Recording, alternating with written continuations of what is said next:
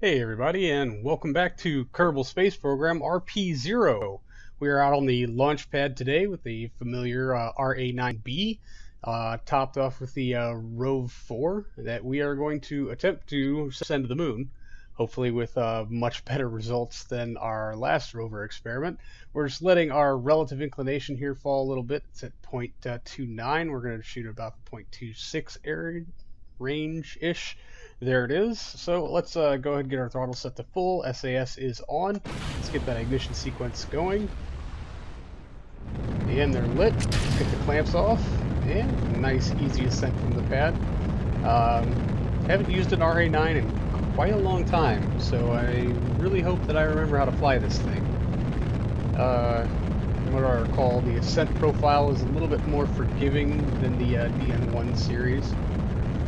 But because it weighs a lot less, but its capacity to orbit is also significantly reduced. Alright, so power those E1 boosters. Those are still E1 standards. I have not upgraded them to advanced. I didn't really feel the need to for this vehicle anyway.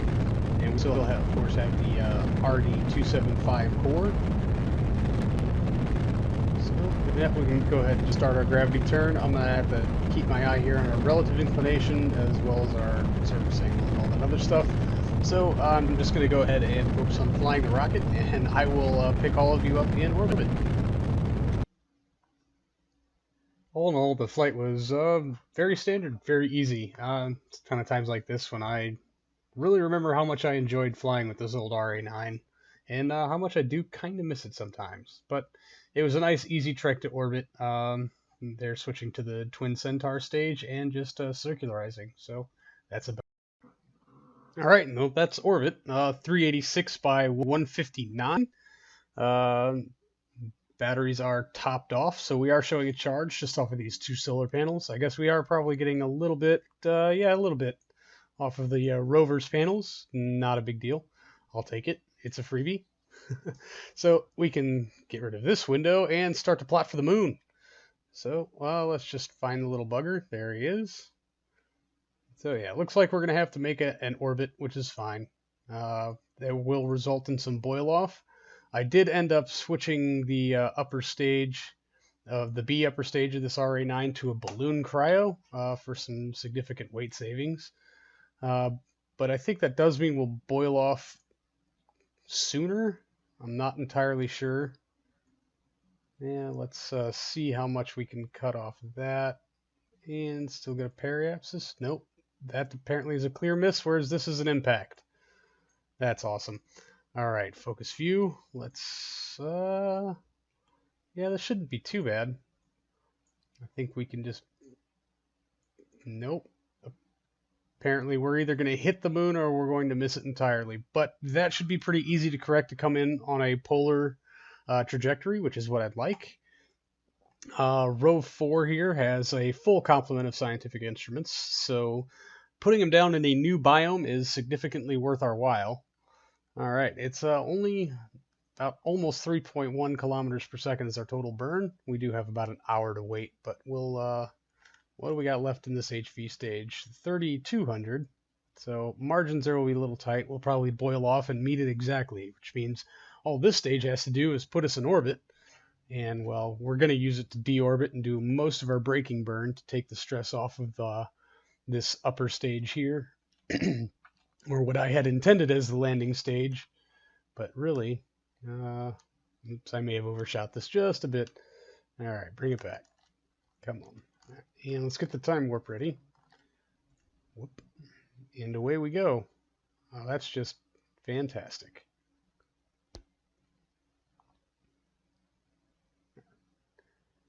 Oh man, I hope we have signal. Backspace. And I hope I don't shoot past this node either. Oh yeah, we'll totally have signal. We'll be right off the west coast of the US when this burn comes up, so we should have plenty of room. Now swinging past Australia,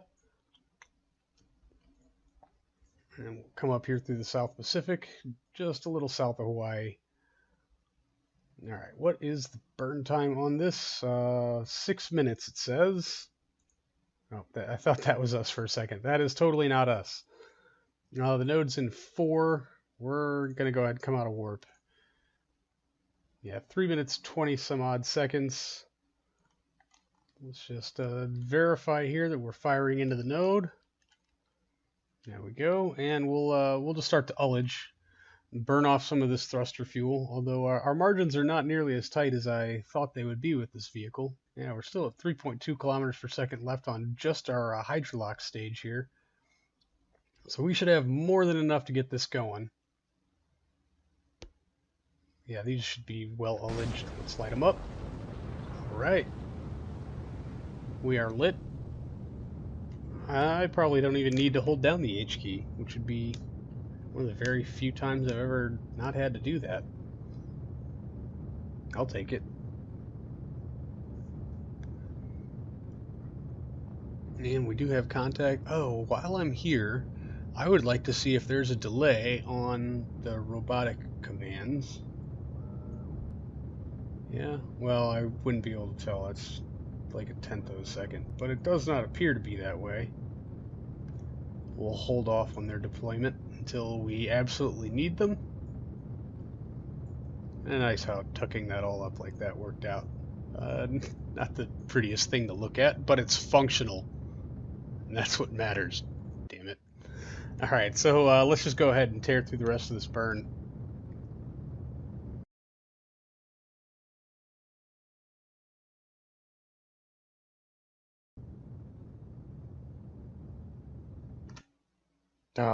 Overshot by just a bit. So I'm going to try to use the N key really to just kind of pull us backwards. I saw the course go through, but man, it was like a split second and then it was gone. Come on. Any second now. Right?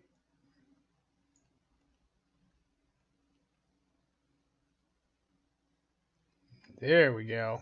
There's a course. All right. Yep. Nope.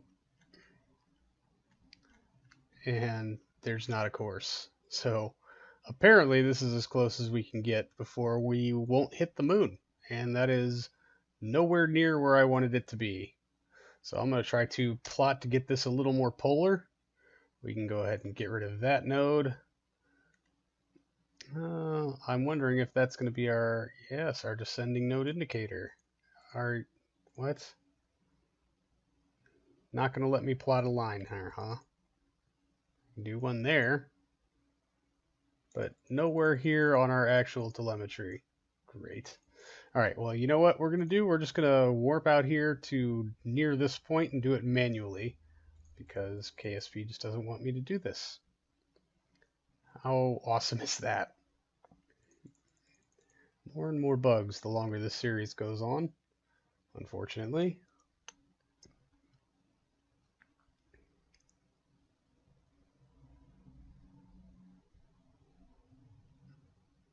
All right, that looks pretty good.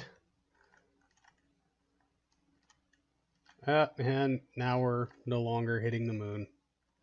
How good is that? There's an impact. All right, let's focus back in on our view here. Yeah, while RCS does its mad thing. And now we're not going to hit the moon, and now we are. Oh boy. I really wish you would just let me plot a node.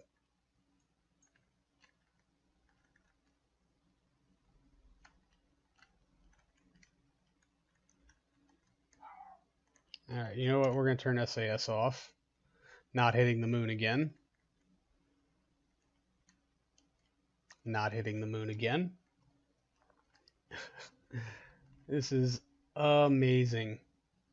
Not hitting the moon again. I think it's just going to tell us that we're not going to hit the moon. But I'm fairly confident that we will. Just to be assured of this fact, however. All right, let's turn SAS back on. And let's go ahead and get rid of our hydrolox stage. We can go ahead and turn these thrusters on, get ourselves clear here a little bit, and turn these RCS thrusters off again. I was really hoping we could make it so that guy would hit the moon, so we're not cluttering up space, but I guess we'll just have to find out, right? So, wondering if there's anything else. I've got some antennas turned on. I wonder if I have a radio things in from Earth that I need to do. So let's just pick a random experiment here. Or not, whatever. That works too. There we go. Log pressure. Transmit. Nope, I had no contract for that. I guess I could have looked. I've got a tab over here that will show me my active contracts, don't I? All right. Well, that's fun. Let's go to our non-encounter with the moon that we're not going to have, obviously. Well, connection signal strength looks good. It should be. We've got the right antennature for it.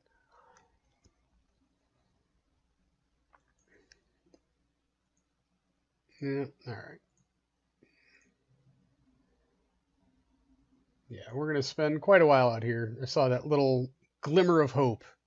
I'm certain we're going to get this encounter. It just isn't going to like us while it's doing it. Yeah, here comes a good old moon. There we go. We are now in Moon SOI.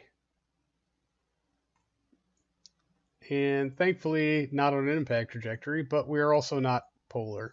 So we're going to correct that at this most inopportune moment.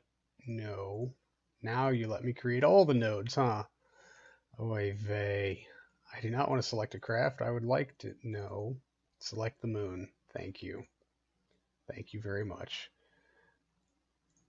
All right. Come on.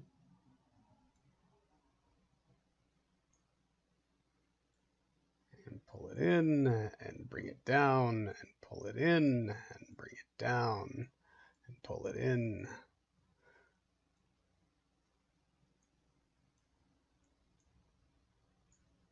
I would like to be quite a bit lower than that. Like significantly. Can we not make that happen, huh? Wow. All right, we're going to be like that, huh?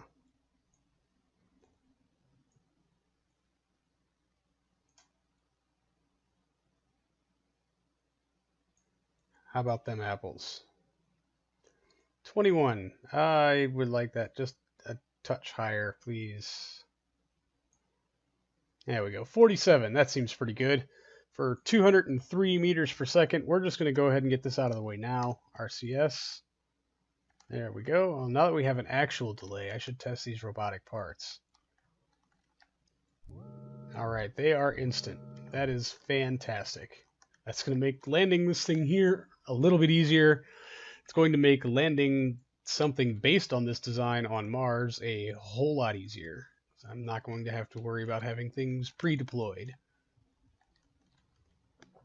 And being able to tuck this nicely within an Aero shell behind a heat shield would be way awesomer. All right, let's do this. Let's go ahead and turn on our AJ10. Boom, there it goes. You're already ullaged and everything ready to go. Yep. Let's light it up. And I'm going to have to do this from the map view so that I can monitor it since we're so far ahead of our... Whoa. Why are we deviating so much from our node? Is our balance that bad? Wow, apparently it is. Alright, well, we're just going to shut it down early. Where's the node wandering? There we go. What are we actually at here? 5,000. Not acceptable. I'm just going to use the H key here to fire our RCS thrusters and bring this up a bit. What do we think? Around 30, 35 will be okay. Low enough to get some good Oberthy effects. There we go, 36. We'll take that. And for the time being, we'll turn RCS off so that it doesn't pollute that node with all of its silliness. All right, I guess we'll just go ahead and do our orbital insertion this time too. Add maneuver. Let's see what a nice low orbit's going to cost us. Like I said, we'd like to come in. I would like to come down on a pole, although this might not be the course to do that. I am way off still. Dang it. Right, well, I guess we'll just have to correct for that, won't we? We've got delta V to spare, I think. I can't quite tell what's where. That looks like it should be alright. And then break it back down. Man, it'd be nice if I could see the texture mapping on where the poles are. There it is. That's a pole. So that crater, that's what I want to hit.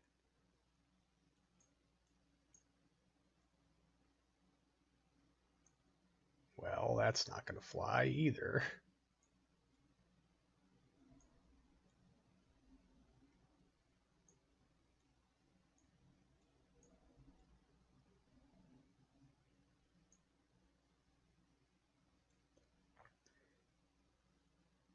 That works pretty well, I think. I should probably correct closer to the equator to hit that crater a little more accurately. Add maneuver, so we'll try this. Just slide ourselves over there a bit. It also brings our periapsis down to about 25 kilometers, not meters. So hopefully we can get right in there and do some good old sciencing. All right, so that's first maneuver is gonna cost us 1,100 meters per second. Total, we have 2127. So we should be able to do both of these maneuvers and break ourselves into, orbit, and also make that correction and start our descent burn with this thing. Our upper stage is not unlocked, but had something like 2,100 meters per second. Once we ditch the transfer stage. So I'm very confident that as long as we don't smash up some wheels on hitting the ground, that this mission could work. And I am excited. So hopefully we won't smash any wheels. All we have to do is not roll over on them while landing too hard, and we should be good to go. But even then, these will be deployed, so we'll hit those instead. Aha. I thought I had some kind of weird rationale behind that. All right, 17 hours until our maneuver node. Let's just go ahead and get ourselves in orbit here. Yeah, I have a feeling our spacecraft's going to come up mighty fast. Yep, there it is. Ooh, buddy. 13 minutes. What's the altitude there? 45 kilometers. That should be safe. I really hope that's safe. Let's take a quick save. Because I am shameless, just in case it's not safe. All right, 12 minutes. I could probably warp just a bit faster. We're 3 minutes out. We are oriented correctly, and we are also going to radio in some bit of random science, because I'm certain I have a contract for that. Record Petroversion data, transmit. Okay, maybe not. Maybe it was on the surface of the moon. You know, whichever. Oh, that's a dude. Man, that's awesome.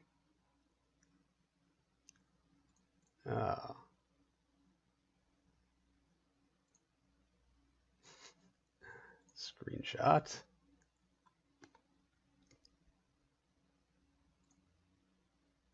Oh well. All right. I was trying to do a quick screen grab of that. I don't think it worked.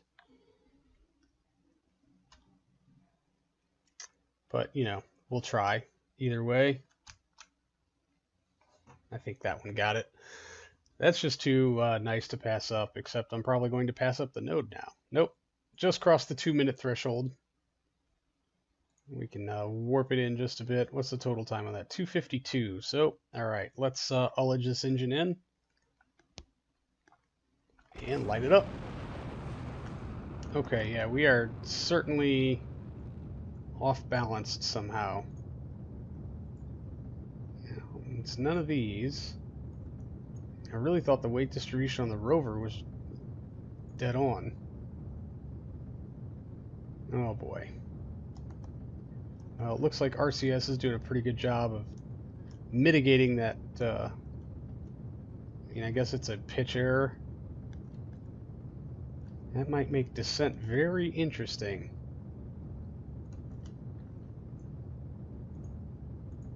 I've test flown this rover on Earth at least a dozen times and never gotten an imbalance out of it. And of course, the first time we take it to space, this is what happens.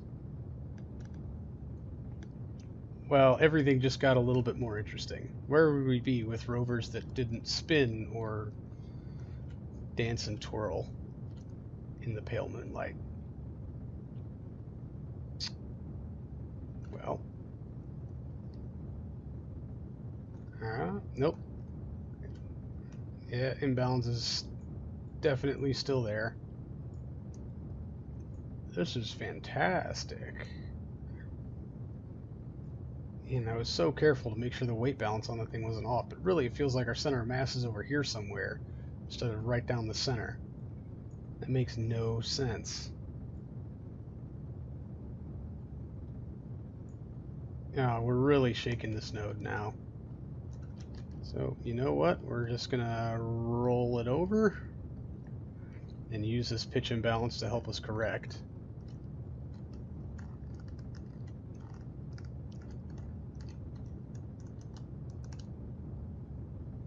That's enough. That's enough, that's enough, that's enough. Okay, well. I've certainly made a mockery of this maneuver. That's for sure. Alright, you know what? We're going to shut down. We're going to kill this roll. And then we're going to relight. I think we had a couple of seconds to spare. Neither our periapsis is not subterranean yet, so we've got some room to kill on this.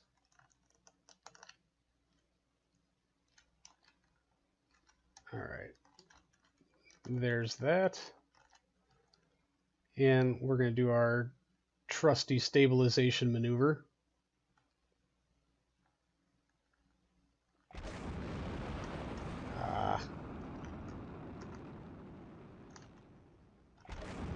There we go, now we're lit.